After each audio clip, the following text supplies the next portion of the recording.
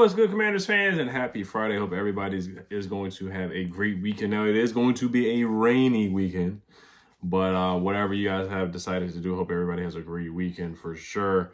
So let's talk about the 5 standouts in OTAs week 2. I'm pretty excited for mandatory minicamp as well next week as guys they have to show up or they will get fined.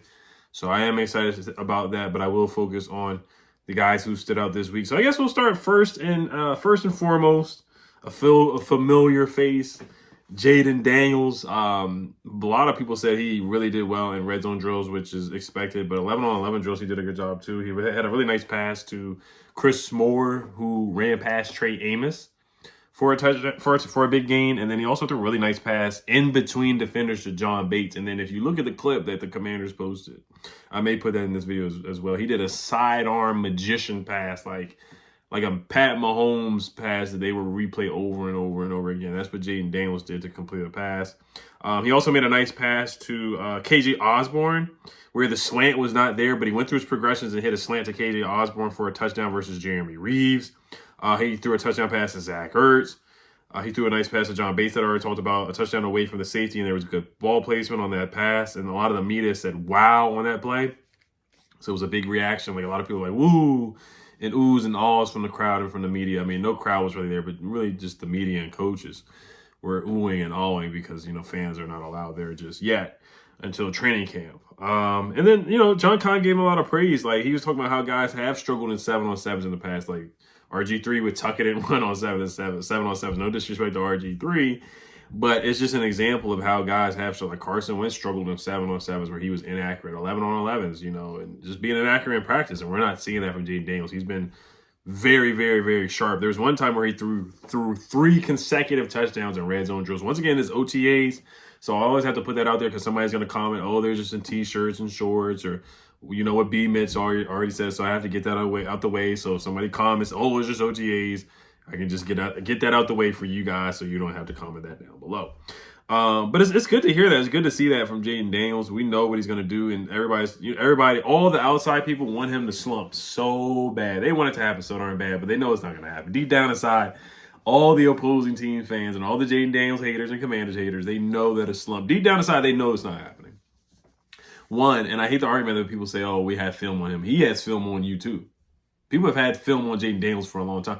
People had film on him before the Lions game. The Lions couldn't stop him. People had film on him against the Tampa Bay Buccaneers. The Buccaneers couldn't stop him. The Eagles couldn't stop him until the NFC Championship, but it was a lot of fumbles that happened that game. But my point is that a lot of teams already had film on him. Just because they have film on him now, and that doesn't mean he has film on you too. He has film on all the defenses that have the similar defensive coordinators, and there's more exposure that he's had to improve in more virtual reality that he can watch and practice on. There's a world where he can get better, and people act like there's no world where he can get better. There's only a world where he can get worse.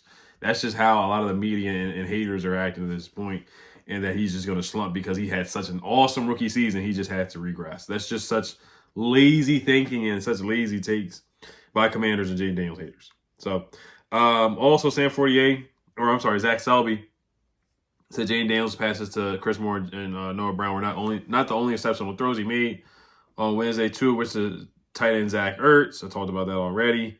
KJ Osborne got involved. I talked about that already as well. So shout out to Jaden Daniels doing this thing, man. A leader. He's the definition of a leader. And I think he's going to be a top 5 MVP candidate again this year. He finished 7th last year in the MVP rankings or votes, but I think he definitely will finish top 5 this year. All right. So another standout, this will be real quick. JCM, Ja'Cory Krosky, Merritt. There's just not a lot you can see from running backs in drills and OTAs, but John Keim said that he was the fastest guy out there.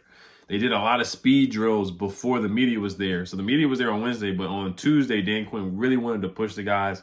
It really wanted to test their speed, and JCM was the fastest. So you got a 7th-round rookie coming in being the fastest guy. And there's some speedy guys like Terry ran a 4.3. Will Harris ran a 4.3. John Jones ran a 4.3 40-yard dash. Eckler's pretty quick, too. Like, Eckler's pretty shifty and quick. He's a fast guy as well out there. He's a little scat back.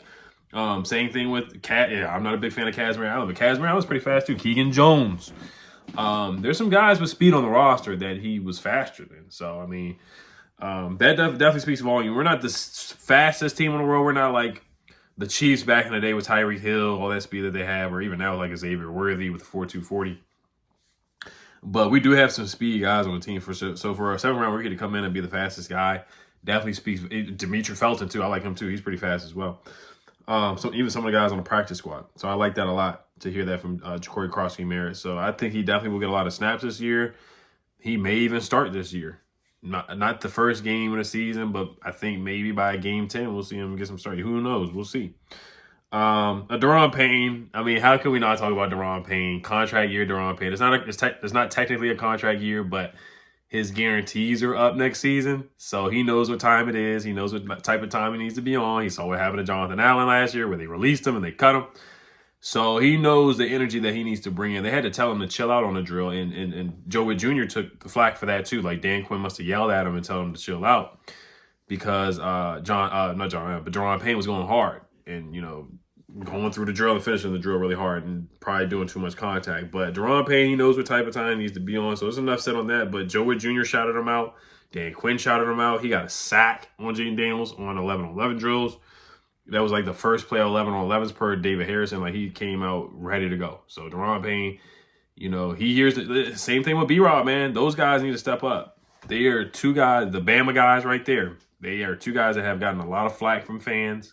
And this is a big year for both those guys, B-Rob and also Daron Payne. But he got a lot of praise from Dan Quinn, and like they made it a point to talk about Daron Payne and call him a leader as well. So they really made a point to talk about Daron Payne in a press conference a couple days ago. Jaden Daniels, Tyler Owens was playing in the slot. So he was flying around, so I give him a little credit there. Let's see here, who else? Cleveland Farrell set out. Candace Walls. The reporter who asked Jaden Daniels about his mental health last week, she said Cleveland Farrell has really been standing out and caught her attention. Now, he did get 2 sacks in 11-on-11, so he was really fast around the edge per David Harrison as well. So let's see what Cleveland Farrell can bring. Like, I'm a guy who wants to bring in Von Miller. I do want to bring in Von Miller as a Darius Smith or a Matt Judon or whoever, or any edge rusher that's a free agent. I think we should bring them in at least for a workout or for a visit, 110%. So, but Candy Walls, she made it a point to talk about with Cleveland Farrell. So let's see what Cleveland Farrell does this year. Now, he has not produced more than 5 sacks in a season, but maybe he could be our Dante Fowler. Like, what I mean by that is like the guy who you didn't think was going to get 10 sacks or 8 sacks.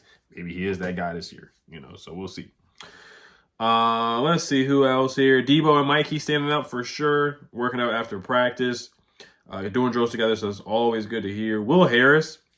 Been hearing a lot of praise for him because he can play corner and safety. Like, he has the flexibility to do that and the speed to do that as well. He was lining up out there everywhere per Craig Hoffman. I was really impressed with him so far. John Keim also did say he was sharp and he's a really good communicator.